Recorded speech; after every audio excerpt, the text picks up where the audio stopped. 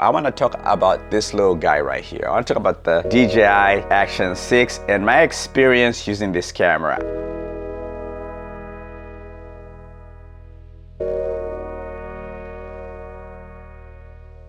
I've had this camera for about 3 weeks right now, so I'm going to give my honest opinion. I want to touch on the build quality of this camera, the front and rear screen, and why I'm loving this design. I want to touch on the square sensor and the variable aperture. I want to talk about durability and why I feel like this is the perfect vlogging camera. And towards the end of this video, I want to talk about my recommendations for whether you should get the Action 6 or the DJI Osmo Nano. That's if you are kind of having a hard time making a decision between the two. So let's get into it.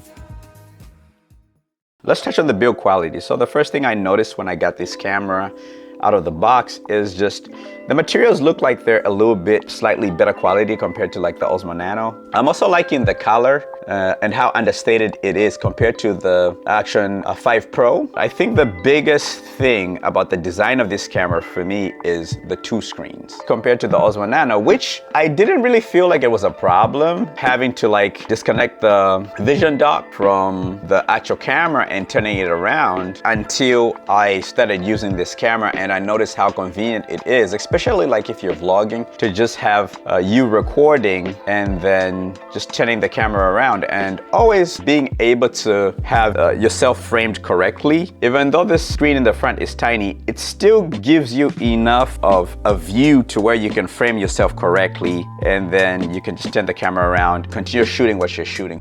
All right, just coming back from shooting a bunch of footage. We're at rock steady on the stabilization. I bumped up my frame rate to 30 frames just to help out with the stabilization. So this is kind of like a test to see how the stabilization is working. And also I'm not using the mic mini, I'm using the internal mic of the Action 6. So yeah, we'll just see how that looks. So the design of it and having like the dual screen design, front and rear screen, is definitely something that has made my experience a little bit better than when I'm using the Osmo Nano.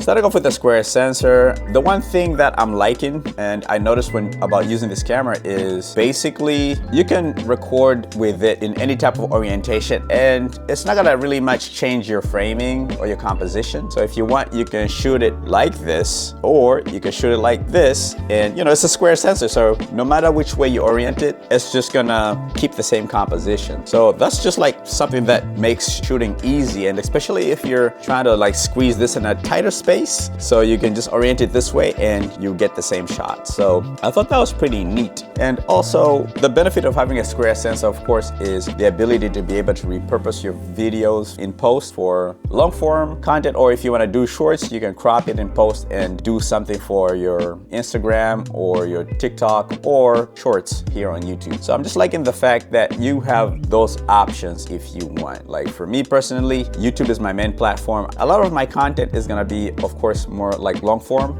but I still have an Instagram, and I just like the fact that I can use the same footage that I use for YouTube that I record with this camera for my Instagram if I choose to do that.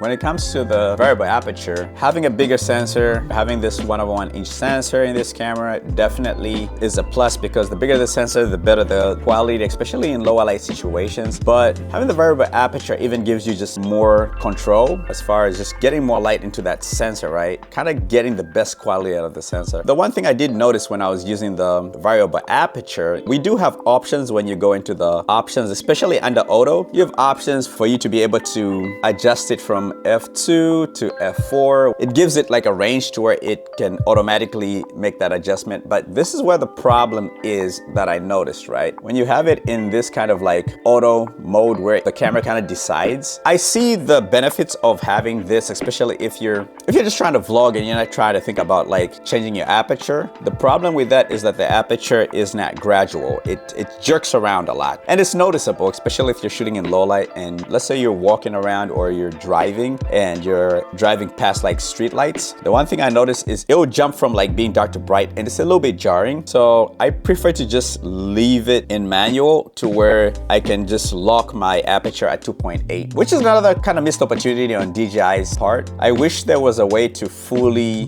be able to open it up all the way to f2 and have more control. But for now, this is, I guess, the best we can do. But usually I just keep it fixed at f2.8 and just kind of shoot in that way. Hopefully the DJI comes up with a firmware update to where you're able to get like full control of the aperture. But I'm still loving the fact that it has a variable aperture. Of course, I've dropped this camera endless amount of times.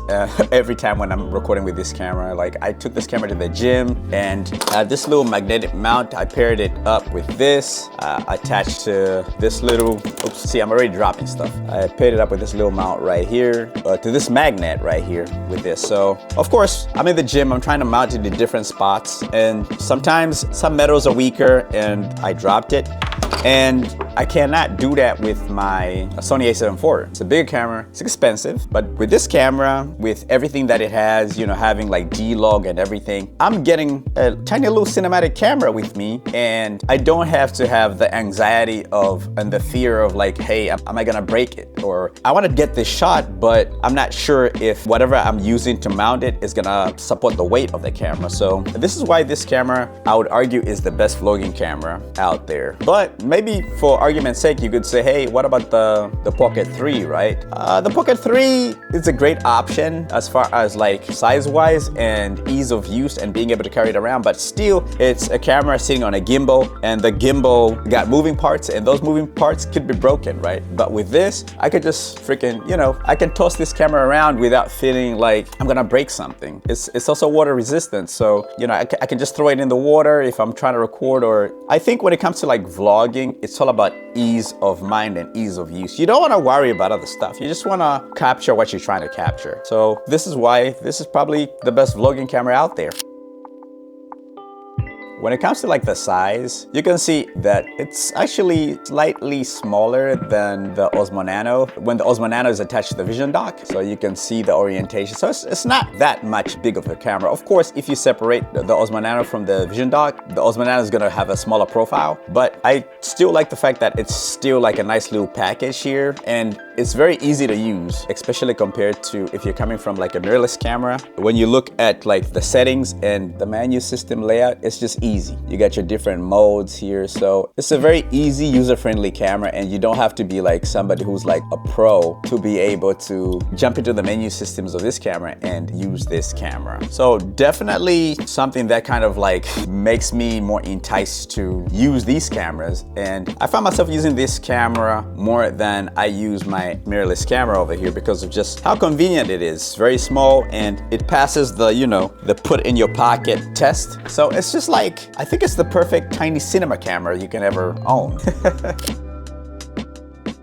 I mean, between the two cameras, I think they serve two different functions. I think this is more of like a POV camera that you can still probably use as a little tiny vlogging camera, and especially if you're somebody who is trying to be a little bit more discreet with recording. And also, if you're trying to be more like incognito with this camera, you could just kind of separate this, and then you could just kind of like put a little bit of tape right here, like some black tape, and then you can just shoot more incognito without draining too much attention. And also, if you already have like the Action 5 Pro, to be honest, I don't think you necessarily even need to upgrade to this camera, because unless you really want to kind of just have the benefits of the square sensor and you have the money for it, I would probably just get this camera if I already have the Action 5 Pro. But if I have an older DJI camera, or if I'm just trying to get my first DJI camera and I'm trying to decide between the two, I would say hands down, go ahead, get the Action 6. I think you're just gonna get more bang for your buck with this camera. And also, when it comes to overheating, of course, if you're trying to shoot like more like time-lapse stuff, I actually shot a time-lapse with this camera when I was coming back from my sister's place during Christmas, and I was able to shoot for like 10 minutes straight without this camera overheating. When I tried to shoot a time-lapse with this camera, boy, this camera got hot and it actually shut off on me. Just the one time when I tried to do a time-lapse, and then I was like, whoa, I guess I'm not doing no time-lapse or hyperlapses with this camera. So yeah, I think this is just more of a complete package, and And I would recommend you get this camera instead of this camera if you've never owned a DJI camera before and you're trying to decide between the two. But if you already have an Action 5 Pro, I'll say get this little tiny camera, because you're gonna just get the benefit of having like a smaller profile and the benefit of being able to shoot more discreet and incognito. But anyways, that's pretty much it for this video. Just give me your thoughts in the comments and let me know which one are you gonna get between these two. That's pretty much it. Thanks for watching.